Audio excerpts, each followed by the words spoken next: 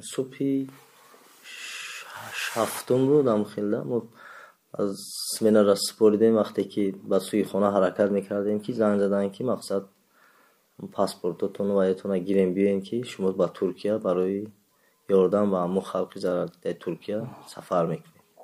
خب وقتی که به همون قهرمان مراش رسیدین با شما چگونه باور داشتن؟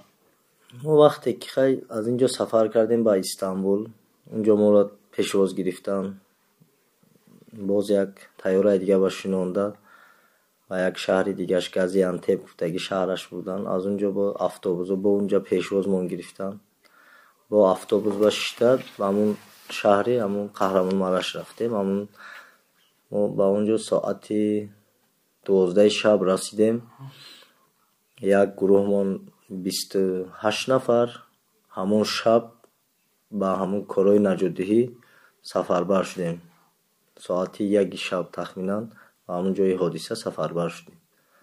خب بیش از 200 جسد شما بیرون کردین در یک جایی بود، دیگر همکارانی از تاجیکستان رفته بودن. کدام لحظه‌ای هست است که مثلا حزن انگیزی از یاد شما هیچ وقت نمیره، مثلا بسیار غم انگیزی که از یاد شما هیچ وقت نمیره، مثلا هم لحظه این لحظه‌ای خیلی بود که مقصد همون مادرها یا پدرها همون کودکاشون در آغوش گرفتگی همون را مقصد وای میکنن حمایت کردن، یعنی که خیلی نمیشود بوری و از بین جانشون وقتی برآمدگی خیلی حمایت و وقتی همون میبینی مقصد کودک است وقتی جانش برآمدگی تگی همون بتون و وای با موندگی آدم خیلی دلش وای میشد. لحظه‌ای بود که مقصد آدم وای میشد. سه نفر از زنده شما بیرون کردین، 2 نفر اونا طفل بودن، یکی با فکرم 3 ساله دیگری 6 ماه. کدامی از همکاران شما همین نفرها را پیدا کرد؟ ما گروه به گروه تقسیم شدیم و گروهی که همو پدر قطعی طفلش برآوردن و در دیگر گروه بود و وقتی که ما کودک 6 ساله را برآوردیم ما در همو جا ما اشتراک کردیم. وقتی که گفتن که زنده هیچ کی باوری نداشت، برای چی که 6 روز گذشتگی بود که وای پاش قفا میکشد که میفهمن که زنده. بعد امو را میگیرن میکشند درونی وای کشیدند و بعد گرفتن دویده رفتن. برای چی که ما ارماتورا را میبریدیم برای برآوردن و مونیای سخت بود پیش ارماتور بود، بتونا چپش دیگه جوش تنگ و یک شدیم و بعد گرفتن کشیده بردن یاری تجلی طبی. شما میتونید یه لحظه را مثلا به یاد بیارین که مثلا همون خیلی که نقل کردن نفری را برآوردین که مثلا با وجود همین قدر مثلا چپشدگی یک عزیز شما مثلا نمیخواد که وای اسیبینه و تلافی بود، همین حالت بود؟ بله بسیار حالت ها همین خیلی بودن. برای چی که هر یک همش در جوگه خواب بودن، همین خواب کردگی ده هم خیلی رفتگی هم. برای چی که پدر و مادر رو در بینشون دخترچهش یا که پدر و مادر و بچهش همش در حمایت کردگی هم با آغوش گرفتگی هم تو هم خیلی در بالاش چپشدگی و همو را حمایت کردنی بودستن که همو وزن در بالاش خیلی حالت دقیق گفته میتونی که کدام مثلا کدام روزی یا عموما در کدام اویله بود مثلا؟ همون شبی 8م 9م نه همون خیلی حالت بود. یکم روزی که ما رفتیم همون کار سر کردیم 9م روز خیلی حالت شده. یک خانواده پلیس رو ما هم برآوردیم، همون شوهرش همون پلیس و همون زنش و آیلش هم وقتی یک دیگر هم حمایت کردگیند. مردک زنش کودکش رو در آغوش گرفتگی مقصد همون خیلی دستانش هم خیلی شاخ وایش کردگی جان تسلیم کردگی که همون باید مقصد پیش چشم میاد نمیشنه آدم. خیلی حالت بودن. حالتایی بود که از یک خانواده بسیار آدم تلف یافتگی بود که مثلا 10 نفر 12 نفر. بله ما وقتی که از اینجا رفتیم در یک مکتب ما راجع کردن، همونجا با یک معلم همونجا صحبت کردیم. وقتی گفت یک روز پیش همون زمین جنبی که گفت من همونجا بودم، من همون شب مکتب داد و بودم دیجورنی مقصد سمینه دادم. گفت هم مکتب من اینجا آمدم میگه مقصد که همین کار شد. من تمام عائله‌ام رو پدر و مادر و خواهر و زن و کودکام رو گفت پول از دست دادم مقصد که ҳамашон рафт. Як худам танҳо мондам. Хеле нафароне буд ки ҳамон оилаашон ҳамашон гузашта. Нами нафарони хай буданд ки нами маълим хати суҳбат шидем, ҳамон хеле ба нақл кардам ба мо. чанд соати корӣ буд масалан барои шумо муайян кардед? Инҷа ки вай набудам муайян, мақсад мо ҳамин 6 субҳ мехестем, як вай мекардему, дастурро мешудем, як зафтар мекардем, обу хӯрокаву авхот ҳамаш дар онҷо таъмин будам. бар ҳамин ҷиҳат мо метавонистем ки шабу рӯз онҷо кору фаъолият кунем. ҳамин мардум масалан мардуме ки атрофиё ҳисоб будан меомаданд ғамхоришону вайшон ба шумо чӣ хел буд? Бале, ҳолати хуба нақл карда метавонед? будан ҳамин ваёе ки мон ҳамин кӯдакро зинда баровардем, баъд вай бурда додем, ба мо хеле ташаккур гуфтанд.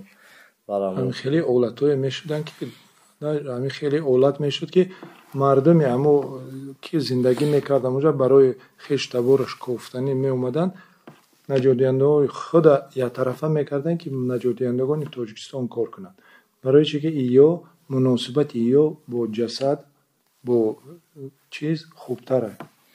барои чӣ ки ҳамон техникаи таҷҳизоте ки ваё истифода мебаранду кор истифода мебаранд ва ниме ҳамон як мисол як ҷояша мезананд ё як чиза мо ҳамин чизе ки қоидави чизе ки ҳамин қоида қатъи аст тоза мекунем гирдаша мебардорем ай болош баъд ҳамонро мегирем оҳиста дар дуруни жмурпакетҳо месупорем. ин аввалин иштироки шумо дар ҳамин вай буд ё қаблан дар кишварҳои хориҷӣ барои кӯмак таҷриба доштед? Не, аввалин бор аст ки аз тарафи ҳукумати ҷумҳурӣ ҳам хел вай наҷотдиҳандагон бар дигар шаҳр мақсад мебароем барои наҷоти одамон. ҳолати равонитон баъди ҳамон чӣ хел шид? масалан ҳамон лаҳзаҳоро метавонед фаромӯш карда ё наметавонед фаромӯш карда? меша оста меша фаромӯш карда. ин ки хай лаҳзаҳое ҳаст ки фаромӯш намеша, мақсад ё кӯдак мақсад фавтидаги одамон ёш кӯдакон пеши вақте ки пеши назарат меояд, мақсад ҳамон гузаштаги вайш. яъне ки лаҳзаҳо аз вай намеша? бале хотираҳо мемонад.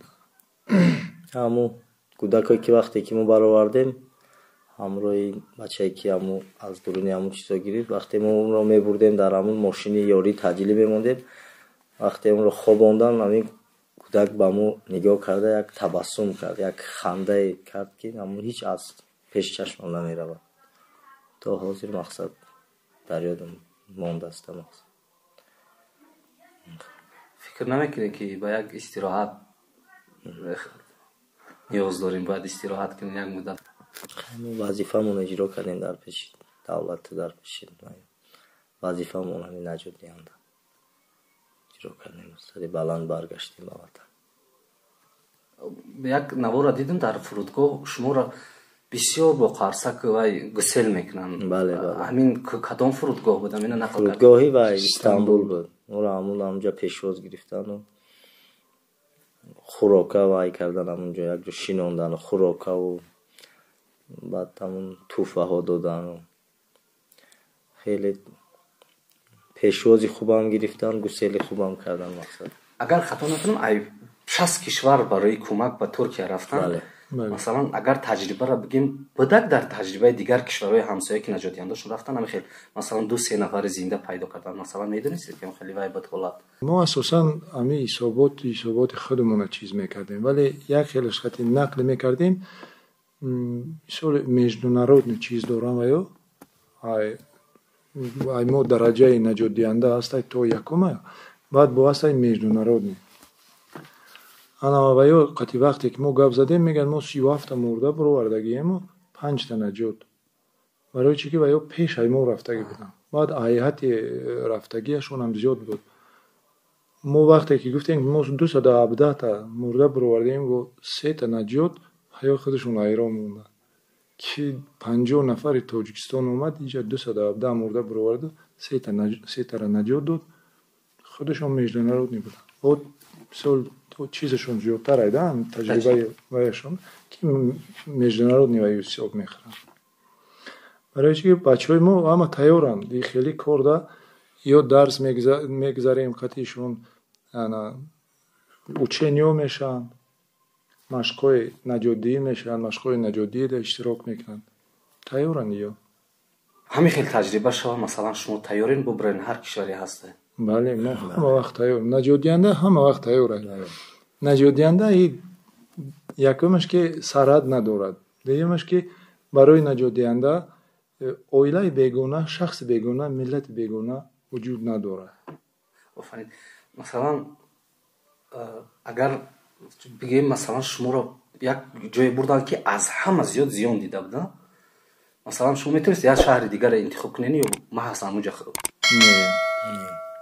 не наҷотдиҳанда барои наҷот меравад, ӯ дигар ягон вибр надорад, вай ҳамун ҷое ки рафт ҳамун ҷоро сар мекунад. ҳамун объекта ки додан ҳамуро изучат мекунӣ, кор бояд пеш равад.